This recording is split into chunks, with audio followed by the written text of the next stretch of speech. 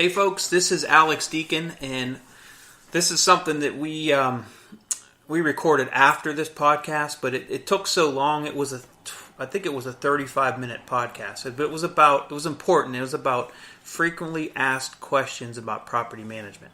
And since I get a lot of these phone calls from clients, potential clients, and they have questions, I just felt that you might not listen to this whole podcast because it's so long, but you should. So if you're interested in property management or you want to hire my company, please listen to the full length of this podcast. It's about 35 minutes, and it will answer probably 80% of all the questions you will have. And then if you have any further questions, you can contact me via email. But thank you so much.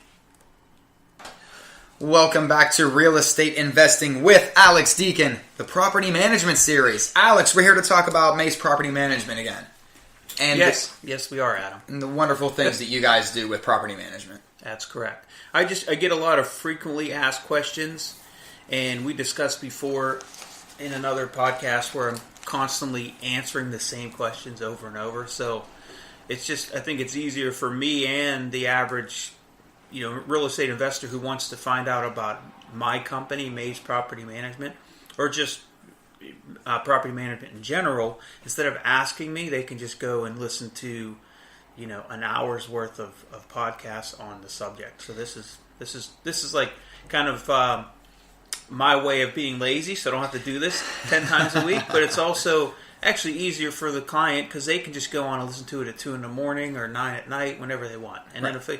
Then if somebody's like serious and they do want to do business with my company, then we can maybe set up a time to discuss like the more detailed, finer points of what we do. Mm-hmm. But this is just a good introduction and an easy way for me to get the message across, and an easier way for them to get the message at their convenience.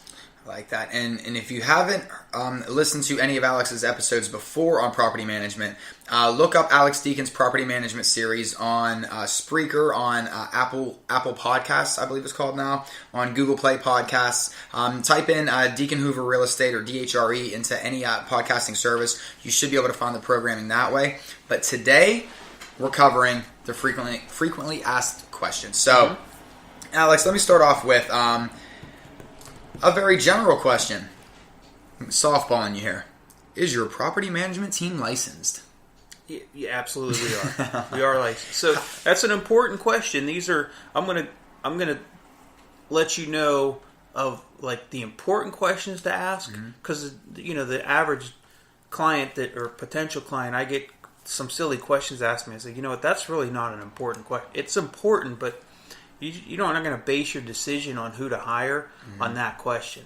So I'm going to try to prioritize like the most important questions. Is that one important? Absolutely, because in Pennsylvania, I don't know about other parts of the country, but in Pennsylvania, if you're managing properties for multiple owners, you have to be licensed.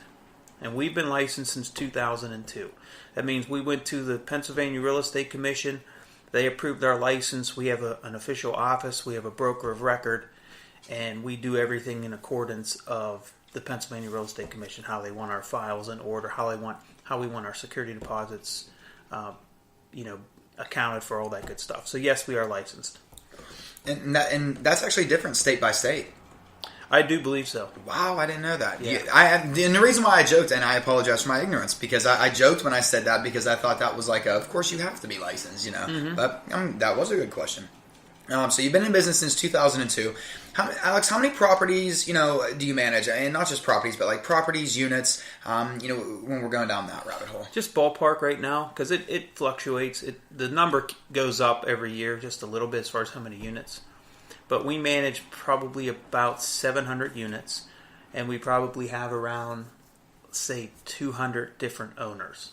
Wow. 180 to 200 different owners. Because some owners just literally own one house, and some owners might own 20 units. Okay. Now, how many different employees does that break down on different properties? We have, at this point, right now, we have 3 licensed property managers. We have 2 office staff. And we have one person who officially just does all the accounting. Okay.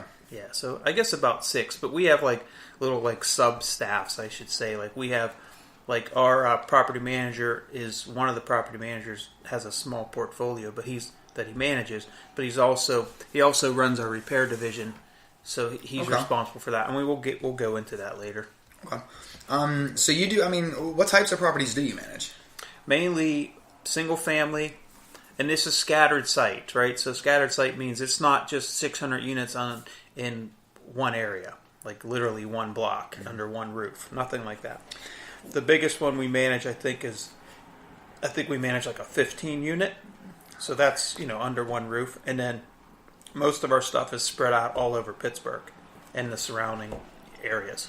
Now, we've talked about this before, but I just want to, again, in case people have not listened in, and guys, please go back and listen to our old episodes. But when you said that you have scattered sites, do you feel it's important to have your portfolio scattered a little bit everywhere, or do you think it's more beneficial or more lucrative just to focus on one area? Or as an investor, you mean? Yes, sir.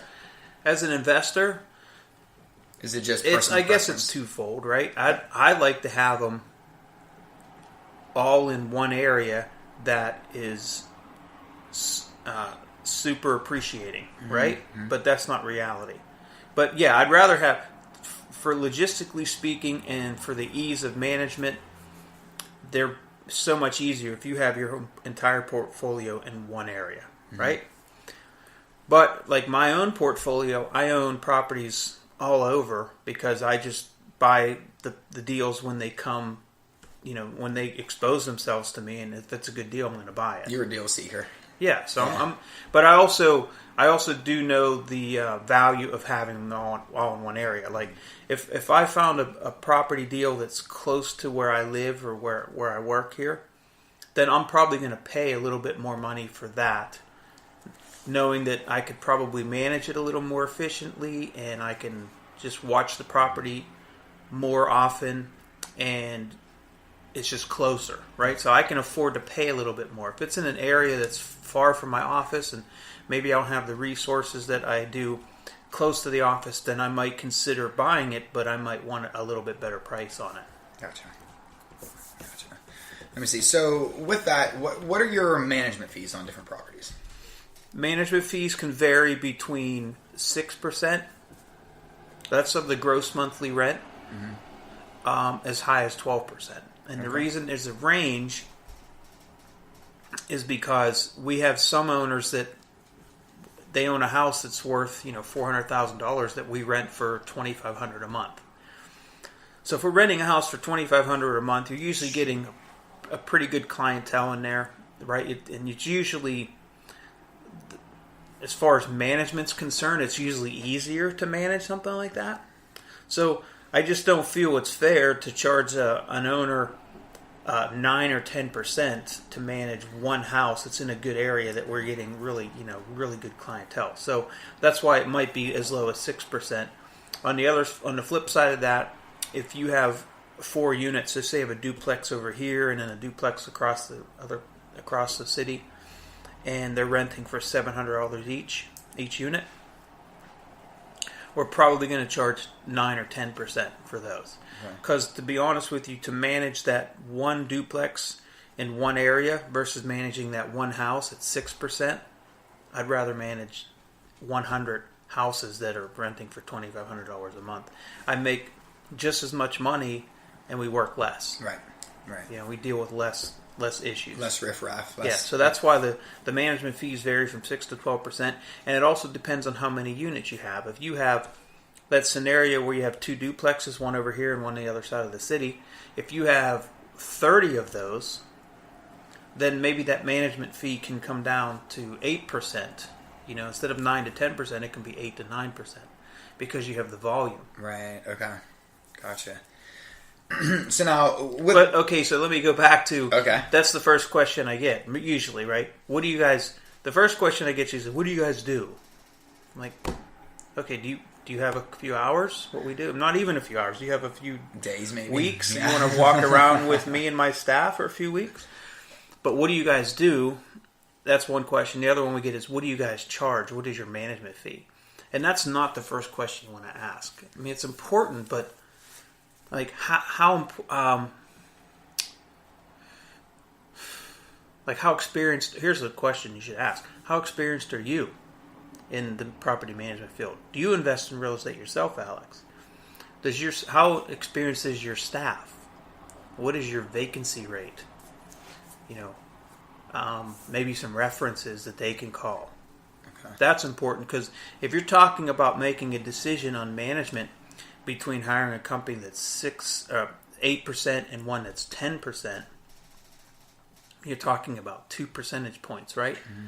So 2 percentage points of it's pennies, right? Mm-hmm.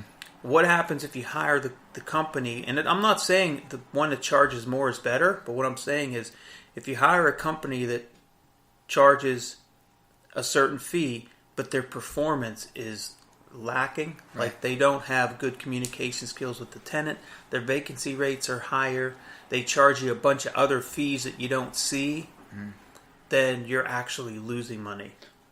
So especially if you have to maybe put more money in for repairs or for anytime there's tenant turnover and things there's so many different variables. So yeah. So your question was, what do we charge? That was a long answer, wasn't it? No, that was. I could have just said 6 to 12%. Next question. No, that's good. We want those in-depth questions. Yeah, no, I'm glad you cut me off of asking the next question, because I'm glad we went down that extra layer. My next question, though, is going to be, what is your fee for filling new tenants or releasing an existing tenant? That's a good question. That's one I get all the time too. And some owners don't understand. Like, oh, that's not included in your management fee. No, there's not a company out there that I'm aware of that does it that way, at least in Pittsburgh. So that's called a leasing fee or a finder's fee. Some companies call it different, but that's usually the two names. If you have a vacancy and we have to advertise for a vacancy, show the property, screen the tenants, finally approve a tenant, get a lease signed, make sure they have renter's insurance, make sure they have utilities on their name, make sure we get a non-refundable security deposit. There's a lot involved. Checking their references, criminal background check, verifying employment. Once we do all that, we place a new tenant. That's called a leasing fee or finder's fee. We typically charge the first month's rent. Now, I give a range for this also because I go back to that scenario, the $2,500 house.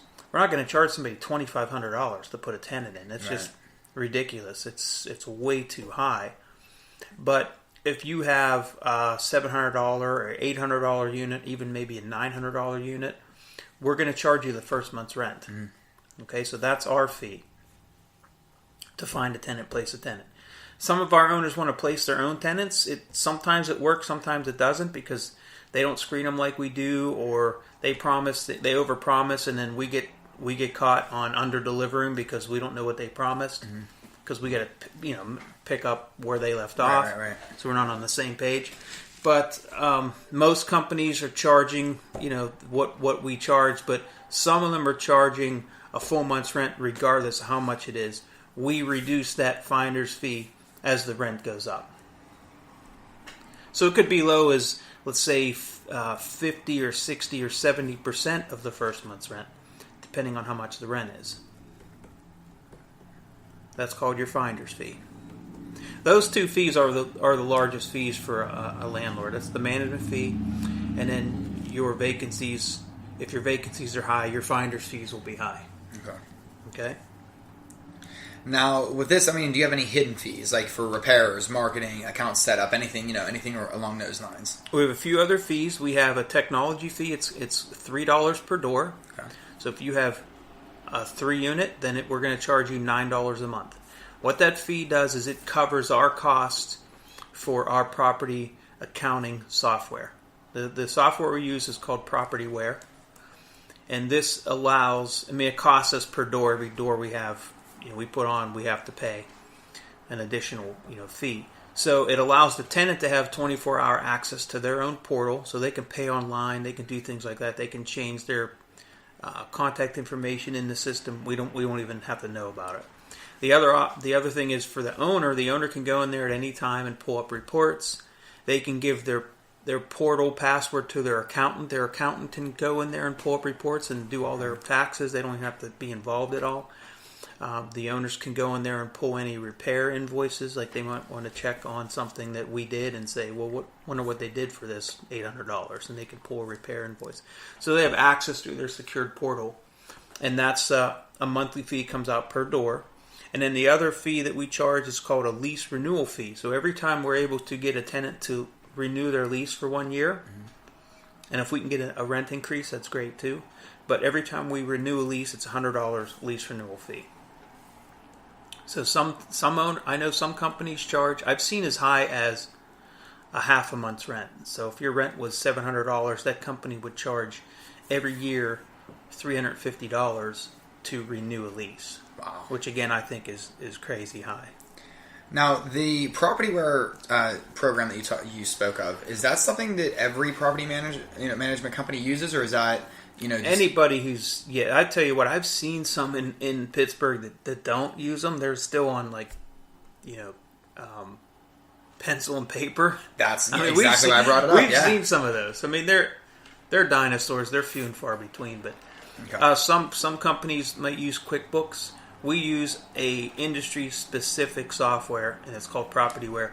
There's a couple other ones out there that are very good, and the names escape me right now, but PropertyWare is one of the larger ones, and it's a good tool, and it's very helpful the owners love it. Yeah. Now, so is this something where, if needed, like you could always provide copies and templates of all your contracts? Yeah, anytime. If you wanted to hire my company, because I do get that question a lot, can I get copies of your leases and your contracts? Of course. Yes, I can send them over to you. They're blank, and you just look through them and have any questions. That's where, instead of me telling you what property management is about, and that person would listen to this podcast per se, and then email me with any other questions they might have. And how would they email you? Where would they contact you at? My email address is alex@alex-deacon.com. Easy to remember. Yeah. Easy to remember. So now here's a big question that a lot of people would, I don't want to say a lot of people, but I think you might run into this more often than what people think. But what happens if somebody tries to cancel the contract, or cancel their contract or their lease within the first year? Yeah, our contracts are 1 year. So let's say you enter a contract with my company and you're unsatisfied after 8 months, I'm going to let you out of your contract. Mm-hmm. I don't want an unhappy client. Mm-hmm. If it's not working out, then one, we did something wrong. We under communicated, or we over promised, or we under delivered something. It's honestly, it's never the customer's fault. Mm-hmm. And that's why, you have to look at it that way, because it's not. So you did something wrong to make that customer not like your services. Now, sometimes it has to do we'll screen our owners. We'll screen our new clients. I don't bring on every client. In fact, I turn down more management clients than we bring on. Because one, it may be in an area we don't cover. Or two, the landlord might be on such a tight budget, where if one little one repair puts them in a situation where they can't make their car payment, or they can't pay their house bill, the mortgage. And I can't help an owner like that, because if you have a major health and safety related issue like a furnace, and that owner doesn't have money to cover a furnace, then how am I supposed to manage a property that has no heat? That's just an example. Yep. So we have to screen our new owners too, to make sure that they're a good fit for us, and their expectations are in line with what we can provide realistically. Okay. Now, is this something too where it is somewhat situational, where because you said like a lot of times it's probably you did something wrong, not the owner. But is this and you said after 8 months, sometimes you might let them out because it's better to have happy clients versus sometimes do you and I'm only playing devil's advocate here just to kind of push back. But is there sometimes when even that it's probably it's more the other side of the deal, but you just kind of give in anyway just to save face?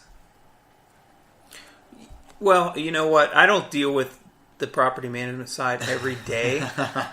So it's easy for me to say it's our fault, right? Right, exactly. Yeah. So, if I talk to my staff, they get frustrated. They have owners that are unrealistic on their expectations, and that's where the problem arises. Either my staff isn't communicating, or we overpromise and underdelivered. So, yeah. is every is every one of my clients awesome and I'd love to just hang out with them and be buddies? No, I mean, honestly, I'd be unrealistic if I said that, right?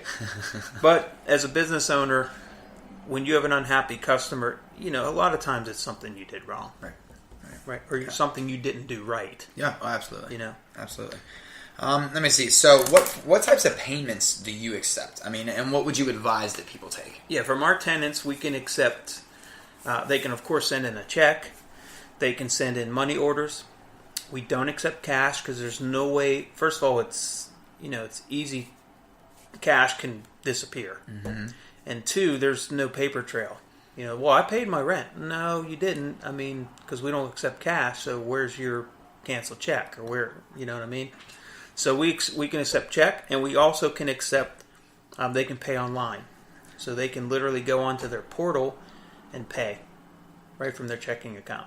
And that would include money order too, I would imagine, right? Yep, money orders, checks, and then they can pay online. And then as far as owners can still get a check. Some of our owners still want a check, and some of them we can get direct deposit from our account into theirs, which is how most of our owners do it now.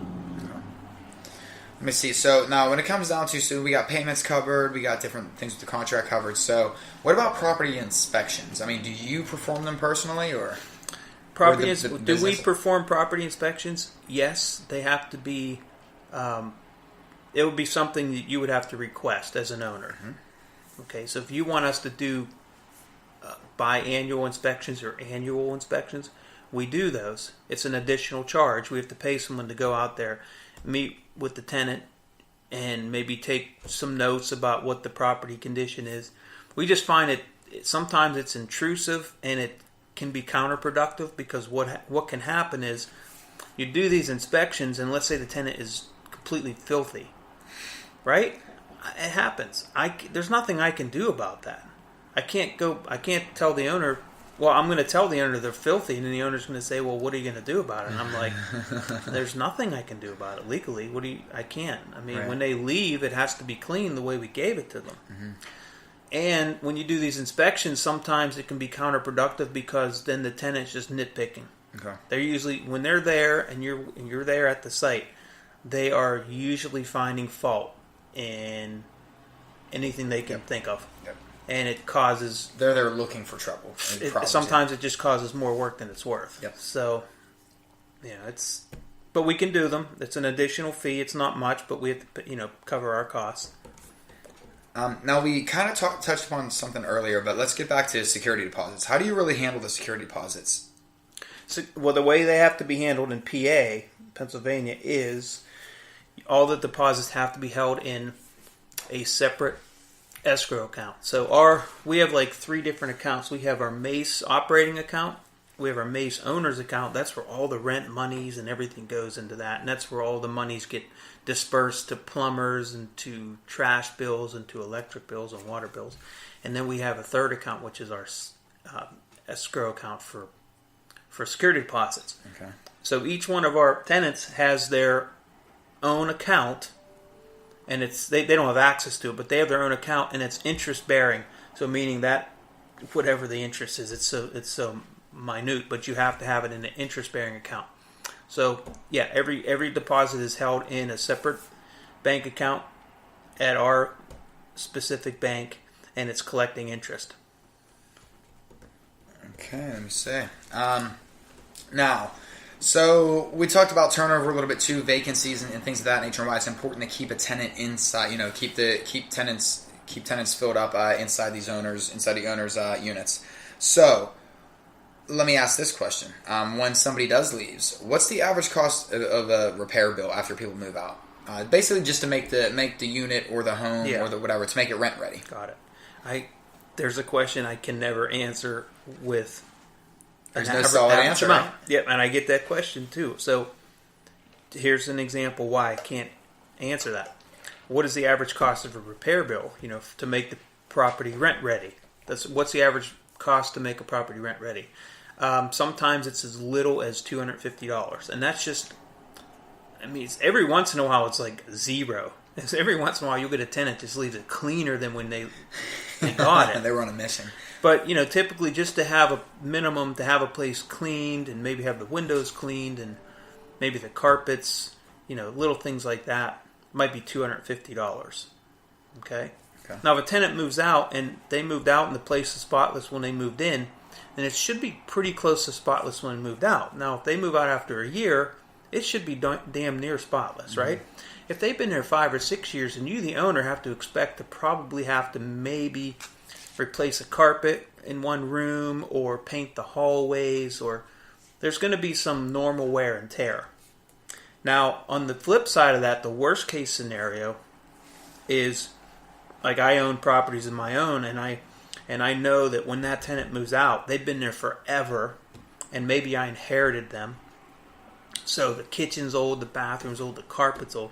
I know when they move out, it's going to cost me $10, $15, maybe $20,000, depending on what I have to do there. Right. So to make that property rent ready, it could be $10, $15, or $20,000, because I might need a new kitchen, a new bath, carpet, paint, plaster repair, new light fixtures, just to make it presentable. Know, right? Yeah. So average. What it costs for average move-in, move-out repair, it depends on your unit. Yep. And how long the tenant's been there, and so on and so forth. It varies on the unit, the tenant. I mean, there's probably a million different things that would go into that too. Let's see. Okay, so do you provide any monthly statements? Since the owners have access to their own portal on the accounting software, they can go in any time. So we don't provide statements because they can go in at any time and print a statement. We used to, like years ago before we had this software, we'd literally send out a printed statement every month and mail it. Okay. We don't need to waste a stamp or kill any trees now, because you can go onto your website and go into your portal and pull up all those statements. Right. And what's really nice about it is I had a question. I mean, I told an owner about this the other day. He was printing up his statements. I'm like, why are you doing that? Just give your accountant your portal access, and they go in, and you don't have to do anything. It's really nothing. Because my accountant does the same on my properties. He just goes in and pulls up. I don't do anything. That makes it so much easier. It sure does. Let me see. So now, Alex, since this is a frequently asked question, this is hypotheticals here. If I decide to sell my property that I don't own, right, do I have to sell it through you? If we're managing the property and you want to sell your property, you do not have to list it with us. A lot of our owners do, because one, I've been in the business for sales for 23 years, sold thousands of homes. We have a sales staff and a sister company called Deacon Hoover Real Estate Advisors. We have way more experience than that on the sales side. So most of our owners will list it with us because it just makes it easier, because we already have a relationship with the tenant. So, it makes it easier. But you in no way have to list your property with us. It just seems like it's more streamlined because the relationship's already built there. You already have that going. It is. I would say probably 80% of our owners just decide to list their home with us. That makes sense. Yeah. I heard Deacon Hoover Real Estate Advisors is a pretty good company too. Oh, absolutely. Heard they're great. They are awesome. Let's see, Alex. So, how and when do I get the rent payment? Okay, so when you as an owner, when do you get paid? We pay all of our owners at the end of the month. The reason we wait for the end of the month is because we never know between, let's say your tenant pays on the 5th, right? And we send out a check to you on the 10th. So if we did that, then you get this major repair that comes up, right? And where do we don't have, we're cash flow negative at that point. Right. And we have to ask you to send in money so we can make the major repair. If it's a small repair, we can handle. But if it's a $3,000 boiler, which is a heating system, then we're gonna have to have you send in payment so we can pay for the entire repair. We can't float. We could float, $5,000-$10,000 a month. But as a company, when you have 700 units and you're floating a couple thousand here and a couple thousand there, it can become adds up a little quicker. Yeah, it become an accounting issue, and then next thing you know, you're bouncing checks. So we have to be really careful when we pay our owners. We pay all of our owners at the end of the month. Most companies who've been doing this a while do the same. Some even pay the first week, like They wait till like the first week of the middle of the next month, which I think is crazy. But yeah, we pay once a month at the end of the month. Let's see. Now, another question. I'm sorry. Go ahead. No. Go ahead. Absolutely. Another question I get. I wanted to definitely hit on this was how repairs are handled. Mm-hmm. How do you handle repairs? I mean, the long version is too long. The short version is when somebody calls in, we send someone out to assess the repair. We take care of it. We send you a bill. Now, if it's a small repair, we're not going to call you for, let's say, just pick on a garbage disposal. Right? Because a garbage disposal is going to cost $100 for the disposal itself and probably $100 to send someone out and replace it. Right? So $200 to $250. We're not going to call you because it just doesn't make sense because you want us to get an estimate. The most I'm going to be able to save you is maybe $25. And I already got a guy there. So by the time I get you another estimate, we have to pay this guy to go out. Mm-hmm. He's like, I'm not getting the job. I got to get paid for my time. It's $50 just to show up. And then I can save you $50 somewhere else. So you ended up paying the same. Right? Yep. But we will get estimates on if we send somebody out and it's a major issue like a major sewer line, or maybe it's a furnace, but the furnace, we're at the end of the heating season. So we have some time to get an estimate or another estimate. When I get a call at 3 a.m. and our furnace is out, I can't get you estimates. I have to send somebody, and you have to just trust us that we're going to get a good price. Because we have our own repair company. It's called Rent Ready Rehab. Mm-hmm. We created this because we found that there are a lot of good contractors out there. But there's not a lot of good contractors who are good business people. Meaning they can never keep their billing straight. They can never keep their schedule straight. They show up when they can. They don't show up sometimes. They don't communicate with tenants well. We created this company. We get excellent prices from our vendors, but we handle all the accounting, all the infrastructure, so they don't have to worry about that. They don't have to run their business, so to speak.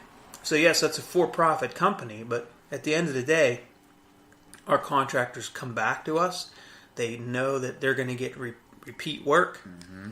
We're top priority for them. They give us very good prices, and we make a profit on that. But at the end of the day, it's typically we're giving better service at the same price or less than you could get on your own. It's one of those win-win situations you always talk about. Yep, it's absolutely that way. So how we handle repairs, it depends on the repair. If it's a large repair, we're calling you for approval, no matter what it is, unless it's an emergency. Mm-hmm. We're calling you for an approval. If it's something small, we're going to handle it. We're going to use our company to do the repair, or we can use your own people. If you have your own contracting crew, or you have an uncle who's a plumber, or an uncle who's a roofer, or a friend who's an electrician, just give us their name. We'll use them. We're not going to mark up the bill. Some companies, literally some management companies, will mark up the bills just to mark them up because that's how they make more money. Wow. We don't do that. Like our plumber's bills don't get marked up. Our plumber bill is whatever the plumber charges us because he's excellent, and we don't specialize in plumbing, so we don't mark up those bills. So yeah, we can use whoever you want us to use as long as they're licensed, as long as they're reliable, and we can send them a 1099, meaning we can't pay any of these vendors cash. We have to do everything above board, so we have to pay them and send them a 1099. Mm-hmm. Okay. 1099. Excellent. Yep. Now, what other questions, because, we hit some bullet points here, but is there any other questions you can think of that might not be frequently asked, but might be good to know for, property managers, just things that aren't asked as much that might be, that should be, I guess. Yeah, we can maybe cover what the important question should be. Okay, so we talked about this earlier. You should be asking the person you're interviewing, the property management company, like, what is your experience in the real estate industry in Pittsburgh? Okay, and it's important to say Pittsburgh because what if we just came here from Houston? We started a company here. We could have 50 years experience in Houston, but not here, and it's different. Totally different market. How many staff members do you have? What are their responsibilities? What is your vacancy rate? Because I'll get questions like, well, how do you guys advertise? Well, we advertise everything online. Well, we're online. I mean, I couldn't even tell you, to be honest. We put it on a couple websites, and then they dispute it, or they disperse it like everywhere, right? So I get leads from websites I've never even heard of sometimes. But the key question is, that's an important question. How do you advertise? Where do you advertise? But more importantly is, what's your vacancy rate? Because I could give you some spiel on, oh yeah, we advertise in 80,000 different websites. What's your vacancy rate? Well, we're like 10%. That's horrible, right? Our vacancy rate right now is running around 3.5 to 4. Wow. Sometimes it's as high as 6. It just depends on the time of year, depends on the market, it's a supply and demand. But yeah, our vacancy rate is very good. So whatever we're doing marketing-wise is working. Okay.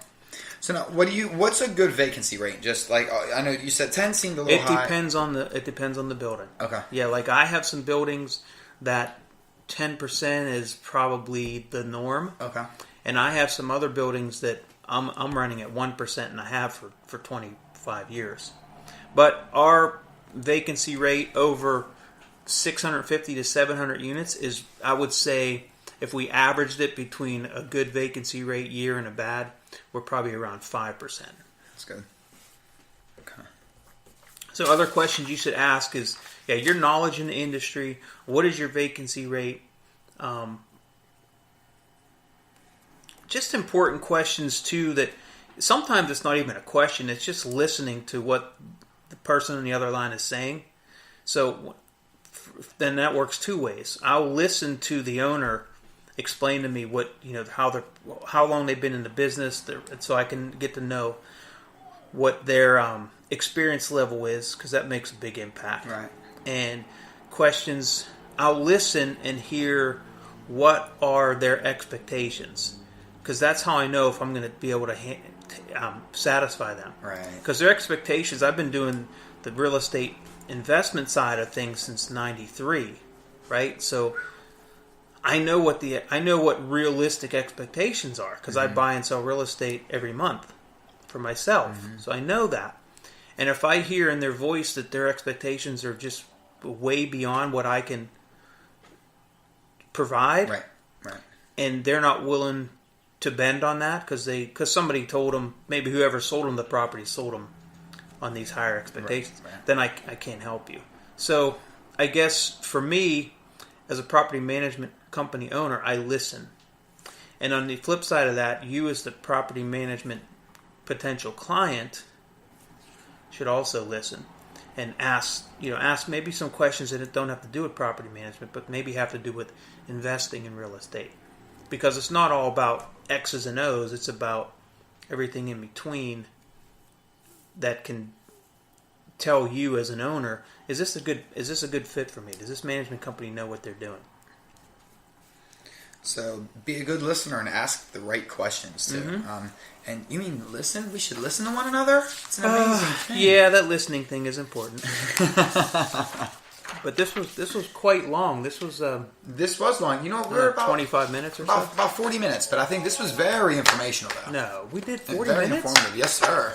Right now we're at 37:45 if you guys are watching the clock at home on your radio dial. Wow, that's a long one. Okay. This was good though. This was informative. I think this one flowed very well too. Hopefully, I'm hoping that all of you owners out there, well, if not, they've shut us off by now. So I should have said this at the beginning.